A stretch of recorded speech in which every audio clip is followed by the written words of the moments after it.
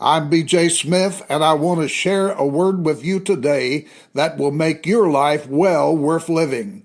I want to begin today with Psalm 37 and verse 4, which tells us to delight ourselves in the Lord, and He will give us the desires of our heart. I want to talk to you on the subject of commitment. There's a difference between the desire of the heart and a wish of the mind. The wish of the mind is the lazy man's desire of convenience. But the desire of the heart is the diligent man's determination of commitment. We cannot serve God at convenience. We can only serve God by commitment. It has been said that the road to hell is paved with good intentions. The wishes of the mind are good intentions, but they always lead to failure because the wishes of the mind waits for a convenient time. It's the devil's business to make sure you never find the time to serve the Lord.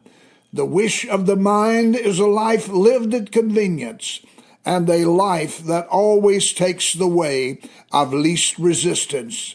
There are a lot of people who are doing Christian things. They go through the motions and appear to be spiritual, but they're only fulfilling 2 Timothy 3 and verse 5 that says, having a form of godliness, but denying the power thereof. But they don't have any commitment to living a godly life. There are many people who have only an outward identity with Christianity, but they have no commitment to the cause of the cross. These are those who are along for a free ride, but they're not willing to pay the price of commitment and self-denial. Jesus said in Matthew chapter 16 and verse 24, if any man will come after me, let him deny himself and take up his cross and follow me. Emotional feelings are not long-term commitments, but only a short-term convenience. Commitment preserves the cause of the cross and the purpose of the church. Crowded churches do not constitute a committed church. A church of casual followers who accidentally bump into Jesus is not the same as a church of committed believers who deliberately press in and touch him. Mark 5 and verse 28 tells of a sick woman who was in the midst of many people who were actually and casually touching Jesus. But she said, if I may but touch his clothes, I shall be whole. Her commitment to touch Jesus was the only touch that Jesus responded to, and he healed her. The crowds that followed Jesus were just casual seekers and not committed believers.